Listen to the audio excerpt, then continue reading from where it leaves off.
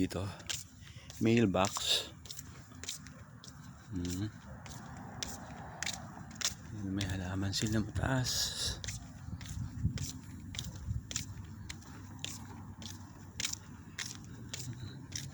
Dito po kapansin nyo walang bakod oh.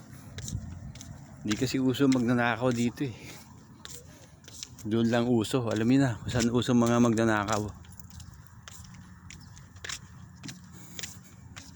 Karamihan po kasi sa mga bahay rito may alarm. At saka madaling tumawag ng pulis dito, mga pinakamatagal na yung mga 10 minutes bago dumating yung pulis.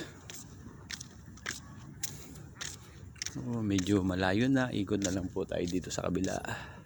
Ayan pa siya, sabi ko sa inyo. Uy, nakapulto ko sa cellphone no.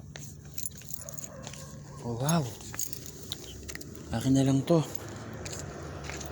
Nakapulot pa ako sa cellphone.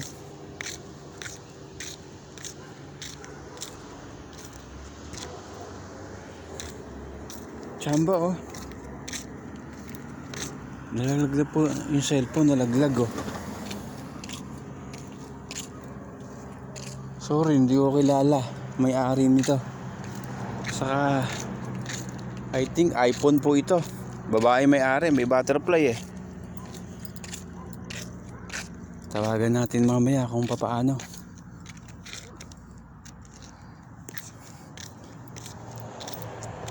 Pero mag-focus tayo sa focus tayo sa bahay. Pero nakita pa ako sa cellphone no. Yan po, cellphone.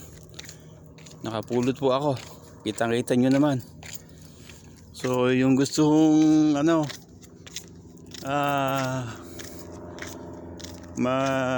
mag-like o nagustuhan nyo po yung video ko dahil nakapulto ko sa cellphone no. Yan po, mag-comment lang po kayo kung sasauli ko po ito, tatawagan ko, hintayin kong tumawag.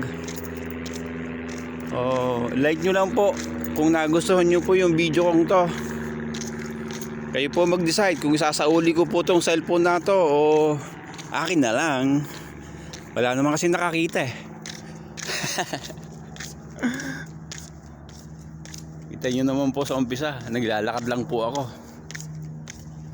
Gusto ko lang po ipakita sa inyo yung magagandang bahay dito.